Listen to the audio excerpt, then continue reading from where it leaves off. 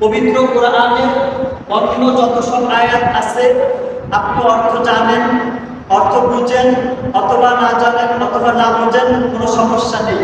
কিন্তু এই একটি আয়াতের অর্থ যদি আপনি বুঝেন, এই একটি আয়াতের মর্ম এবং তাৎপর্য যদি আপনার বুঝে আসে, আপনার জীবনের অনেক সমস্যার সমাধান ইনশাআল্লাহ হয়ে যাবে। দুইটা অংশ,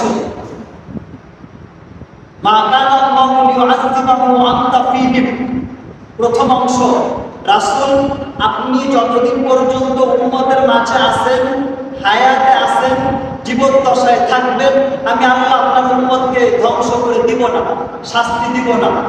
দ্বিতীয় অংশ, ওয়া মা কানা আল্লাহু লিউআযযিবাহুম ওয়া হুম ইস্তাগফিরুন, এবং আমি তাদেরকে শাস্তি দিব না যতক্ষণ পর্যন্ত তারা তওবা এবং ইস্তিগফার পাঠ করবে, আল্লাহ পাক রব্বুল আলামিনের কাছে ক্ষমা প্রার্থনা করবে।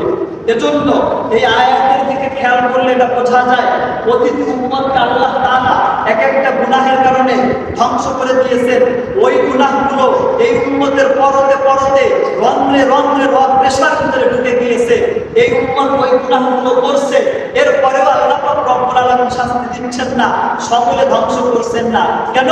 ওই যে আল্লাহ তাআলার ওয়াদা আছে, ওয়া মা কানা আল্লাহু লিউআযযিবাহুম ওয়া হুম ইস্তাগফিরুন, যতক্ষণ পর্যন্ত তারা তওবা ইস্তিগফার করবে, ক্ষমা প্রার্থনা করবে, ততক্ষণ পর্যন্ত আল্লাহ তাআলা তাদেরকে শাস্তি দিবেন না। সুবহানাল্লাহ।